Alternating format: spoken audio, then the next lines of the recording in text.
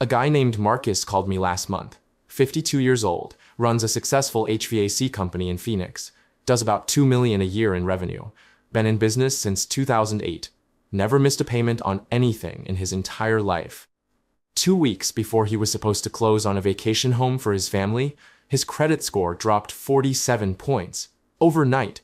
No missed payments, no new accounts, no fraud alerts. Just a random Thursday, and his score decided to take a nosedive. His lender saw the drop, flagged the file, and suddenly his interest rate jumped from 6.2% to 7.4%. On a $480,000 loan, that's an extra $63,000 in interest over 30 years. $63,000. Gone. Because of a number that changed for reasons nobody at the bank could explain to him. Here's the thing. This happens to millions of Americans every single month. They check their credit scores, see these wild swings, and have absolutely no idea what caused them. They call their banks, sit on hold for 45 minutes, talk to someone making $18 an hour reading from a script, and get told sometimes scores just fluctuate. That's not an answer. That's a shrug in audio form. And the real punchline? The banks know exactly what's happening. They've just decided it's not in their interest to tell you. Because buried in the fine print of every credit card agreement, there's a date that controls 30% of your entire credit score. And it's not the due date. It's not even close. So here's what we're going to do. I'm going to explain exactly how this system works, why it's designed to photograph you at your worst possible moment, and how shifting one payment by 2 or 3 days can mean the difference between a 720 and an 805. And I'm going to do it by telling you stories about real people who learned this the hard way. Because the credit reporting system is basically a Kafka novel with monthly statements. Let me introduce you to a concept I call the security camera problem. Imagine you own a convenience store. You've got a security camera, but here's the catch. It only takes one photo per month, not a video. One single still image. Now, you could set that camera to take its photo at noon on a Tuesday, when the store is clean, the shelves are stocked, and your best employee is behind the counter, smiling. Or you could set it to snap at 11 p.m. on a Saturday, when someone just knocked over a display of Pringles, and there's a suspicious stain on aisle 3. The photo is technically accurate in both cases. It's a real picture of your store. But one photo makes you look like a business owner who has it together, and the other makes you look like you're running a crime scene. This is exactly how credit reporting works. Your bank has a security camera pointed at your credit card. Once a month, it takes a snapshot of your balance. That snapshot gets sent to the 3 credit bureaus, Experian, TransUnion, and Equifax, and whatever number appears in that snapshot is stamped onto your credit report for the entire month. The problem is, most people have no idea when their camera clicks. They assume it's connected to their due date. It's not. The camera almost always takes its photo about 3 weeks before your payment is due. Let me tell you about a woman named Patricia. She's 61, retired school administrator from outside Chicago. Lives on a pension, plus some consulting income. Very careful with money. Has one credit card with a $12,000 limit that she uses for groceries and gas. Pays it off completely every single month. Has done this for 22 years. Patricia, like most people, thought the due date was the important date. Her due date is the 19th of every month. She'd wait for her statement to arrive around the 22nd, see the balance, and pay it in full by the 19th of the following month. Never paid a cent of interest. Perfect customer behavior. But here's what Patricia didn't know. Her statement closing date, the day her bank's security camera takes its monthly snapshot, is the 22nd. So if she spent $3,000 on groceries and gas during that billing cycle, and the camera snapped its photo on the 22nd, the bank reported a $3,000 balance to the credit bureaus. $3,000 on a $12,000 limit. That's 25% utilization. Not terrible, but not great either. Now here's where it gets absurd. Patricia was going to pay it off anyway. The money was sitting in her checking account. But the credit bureaus never saw that payment. They only saw the snapshot. So every month, Patricia's report showed her carrying a balance that she never actually carried. She was being scored as if she was in debt when she wasn't. One month, Patricia's water heater burst. $1,200 emergency expense. She put it on her card, along with her normal spending. Total balance hit about $4,000. The camera snapped its photo on the 22nd. 44% utilization reported to the bureaus. Her score dropped 31 points. She paid off the entire balance 3 weeks later, but the damage was already stamped onto her report. The bureaus thought she was carrying nearly half her credit limit as debt. Patricia called me because she'd heard me explain this at a seminar. We looked at her statement closing date together, the 22nd. I told her to try something different. The next month, 3 days before the 22nd, she went into her bank's app and paid her balance down to about $50, left just that tiny amount. The statement closed on the 22nd with a $50 balance showing. $50 on a $12,000 limit, that's less than half of 1% utilization. Her reported balance dropped from $4,000 to $50 overnight. Her credit score jumped 53 points in 1 month. Same spending, same payment behavior. She just learned when the camera was clicking. Now, you might be thinking, okay, this is interesting, but why does it matter? My score is fine. I'm not applying for anything. Here's the thing about credit scores. They're like fire insurance. You don't need them until you really need them, and by then, it's too late to fix anything. That vacation home Marcus was buying? He'd been planning it for 2 years. He thought his credit was bulletproof, 780, never wavered.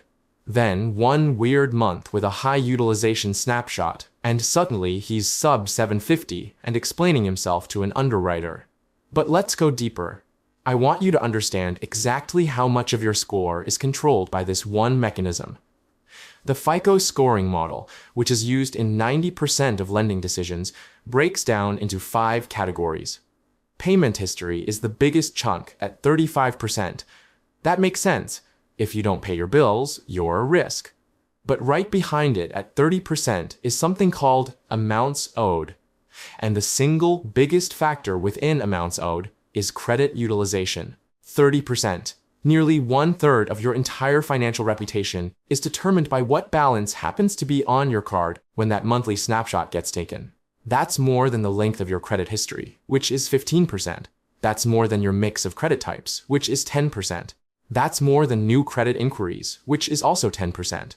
You could have a perfect payment history going back 30 years, never missed a single due date.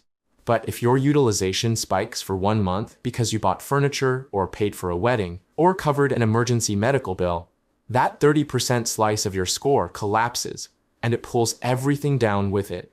Let me give you some specific thresholds because this is where the math gets really interesting. The FICO algorithm evaluates utilization in bands.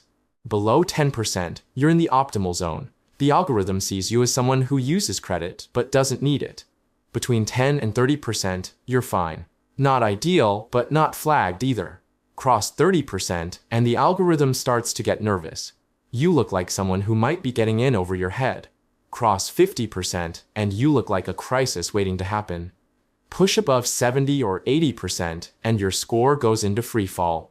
I met a guy named Dennis at a conference in Austin last year. Definition is 58. Runs a successful medical equipment supply company. Smart guy. Very analytical. He'd been tracking his credit score obsessively because he was planning to refinance some commercial property. He showed me a spreadsheet he'd made. Every month, same pattern, his score would jump around like a roulette wheel. 740, then 780, then 730, then 760. No obvious logic to it. I asked him to pull up his credit card statements. He had 3 cards. One with a $20,000 limit, one with $15,000, and one with $8,000. Total available credit, $43,000. He usually carried about $8,000 or $9,000 in balances across all 3 cards. That's around 20% overall utilization. Respectable. But then I looked at his individual card utilization. His smallest card, the $8,000 limit one, was consistently sitting at around $6,000. That's 75% utilization on that specific card. Even though his overall utilization was fine, That one maxed out card was dragging down his score every single month. Here's something most people don't realize. The FICO algorithm looks at both your overall utilization and your individual card utilization. You could have $50,000 in total credit and only be using $5,000 overall. That's 10%, which is beautiful. But if that $5,000 is all stacked on one card with a $6,000 limit, you're at 83% utilization on that specific card. The algorithm sees that as a red flag. Dennis had been doing everything right overall. He just had his balances distributed wrong. We did some quick math. If he shifted about $3,000 from his small card to his large card, he'd drop that 75% utilization down to about 37% on the small card, and his large card would go from 15% to 30%. Both cards would be in healthy ranges. His overall utilization wouldn't change at all. He made the transfer, waited for the next statement cycle, and his score jumped 41 points. 41 points! From moving money he already had from one pile to another. Same debt, same income, same everything, just a different distribution. Now, here's where it gets really interesting. You might be thinking, okay, I'll just pay everything to zero and report zero utilization across all my cards. If low is good, zero must be perfect, right? Wrong. And this is one of the most counterintuitive aspects of the entire system. The FICO algorithm is designed to evaluate how you manage debt. If every single card reports zero utilization month after month, the algorithm has no evidence that you're actively using credit. You look inactive. And an inactive borrower is actually a slightly bigger question mark than someone who uses credit responsibly and pays it off. People with perfect 850 scores don't report zero utilization. They typically report between 1 and 7%. Just enough activity to show they're using their cards, but low enough to demonstrate complete control. The optimal strategy has a name in credit optimization circles. It's called all zero except one. Here's how it works. You pay every card down to zero before its statement closing date, every single one, except one card. On that one card, you leave a tiny balance, maybe $10, maybe $50, maybe 1% of the limit. That small balance gets reported to the bureaus. Then you pay it off before the actual due date. You pay zero interest because you're still paying within the grace period. But the algorithm sees you using credit responsibly. This distinction is crucial. Reporting a balance is not the same as carrying a balance. Reporting means the number appears on your statement and gets sent to the bureaus. Carrying means you don't pay it off and accrue interest. You can report a balance without ever carrying one. That's the sweet spot. I want to tell you about a client of mine named Robert. Robert is 63, recently semi-retired from a career in software sales. Very sharp guy. He'd been an authorized user on his wife's credit cards for 30 years, but he'd never actually had cards in his own name. When she passed, he suddenly realized his credit file was thin. All those years of responsible use hadn't built his score because the accounts weren't in his name. Robert came to me because he wanted to understand how to build credit quickly, not for anything specific, just to have it in place for whatever might come. We walked through the all zero except one strategy. He opened 2 secured cards to start building a file. Small limits, $500 each. We set up one recurring charge on each card, his Netflix subscription on one, his gym membership on the other. $10 and $42 per month. Each month, Robert pays the card with the gym membership down to zero before the statement closes. But on the Netflix card, he lets the $10 balance report. Then he pays it off immediately after the statement posts. $10 reports. $0 carries. His utilization on that card is 2%. On the other card, it's 0%. Overall utilization across both cards, 1%. 6 months later, Robert's score was 762. From basically nothing, he's now in the process of converting those secured cards to unsecured ones and getting his limits raised. Same behavior, same $10 in reported balance, just structured correctly. Now, before you run off to implement this, I need to warn you about something. There's a line between smart timing and behavior that gets your account shut down. It's called credit cycling, and banks hate it. Here's how it works. Say you have a credit card with a $5,000 limit. You spend $5,000 in the first week of the month. You pay it off. Then you spend another $5,000. You pay that off too. By the end of the month, you've pushed $10,000 through a card that was only approved for $5,000. Some people do this intentionally to work around low credit limits. They want the rewards points, or they need to make a large purchase. They think they're being clever. The bank sees something very different. From the bank's perspective, you're moving money in patterns that look suspicious. Could be money laundering, could be bust-out fraud, where someone maxes out a card with no intention of paying. Could be completely innocent. But banks don't take chances. They see cycling behavior, and they may freeze your account, demand financial documents, or just close the card entirely. And if they close the card, that hurts your score in two ways. First, you lose that account's payment history over time. Second, you lose that card's credit limit from your overall available credit. Your utilization ratio instantly gets worse. A friend of mine named Kevin learned this the hard way. Kevin is 47, runs a small manufacturing business. He had a card with a $15,000 limit that he used for business expenses.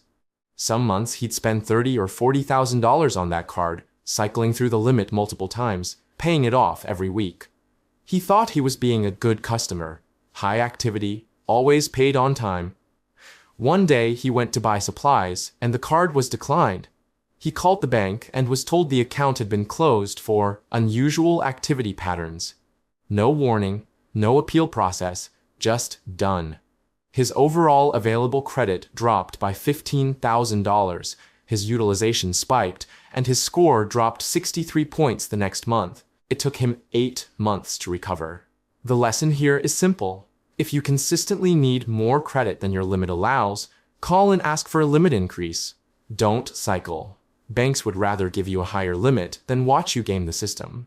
Now let me walk you through a specific scenario with real numbers, because I want you to see exactly how this plays out in practice. Imagine you have 3 credit cards. Card A has a $10,000 limit.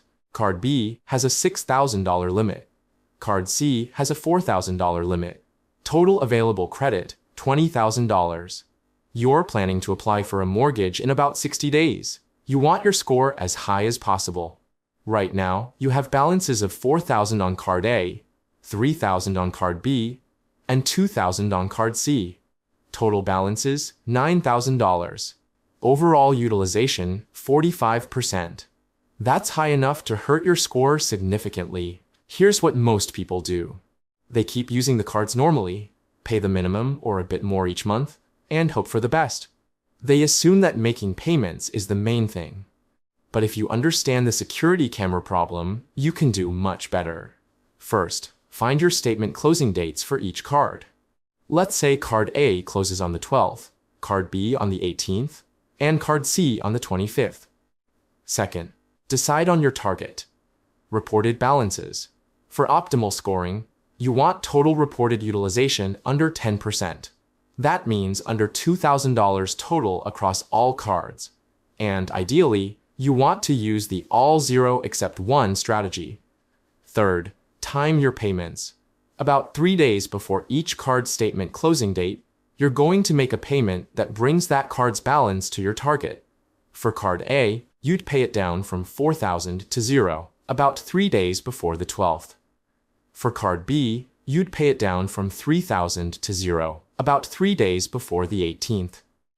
For Card C, you'd pay it down from $2,000 to about $50, which is just over 1% of that card's limit, about 3 days before the 25th.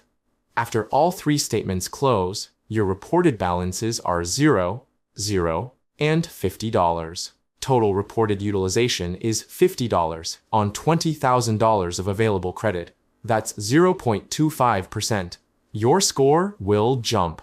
Same spending, same debt, same money you were going to pay anyway. You just moved the timing.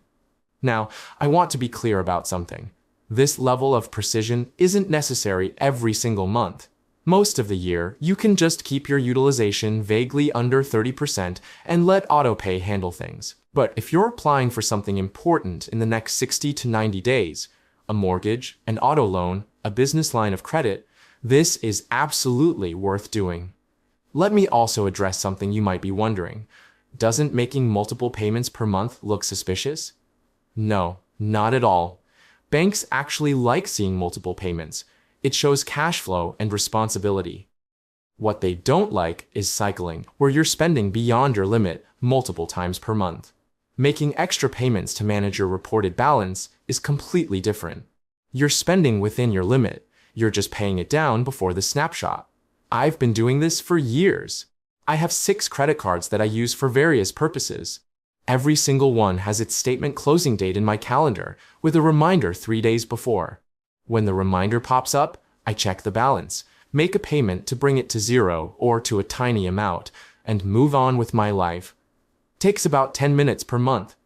My reported utilization is almost always under 3%. My score has been above 800 for the past 4 years straight. Here's something else that trips people up. Old credit cards. You might have a card you opened 15 years ago that you don't use anymore. Maybe it has an annual fee that doesn't make sense anymore, or the rewards program isn't competitive. The natural instinct is to close it. Clean up your financial life, simplify things. Don't. That old card is doing important work for your score in 2 ways. First, it's adding to the average age of your credit history. Length of credit history is 15% of your score. Older accounts are better. Second, and more immediately, that card's credit limit is padding your overall available credit. If you have a total of $50,000 in credit limits across all cards, and you're carrying $5,000 in balances, that's 10% utilization. Nice.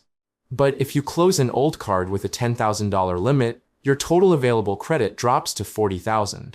Same $5,000 in balances is now 12.5% utilization. Your score drops. I watched someone make this mistake at a dinner party. A retired physician, very successful, was telling me about how he'd simplified his finances by closing 4 old credit cards he never used. He was proud of himself, decluttering his financial life. I asked him to check his score a month later. It had dropped 43 points, just from closing accounts. Now, here's a practical approach. Keep your old cards open.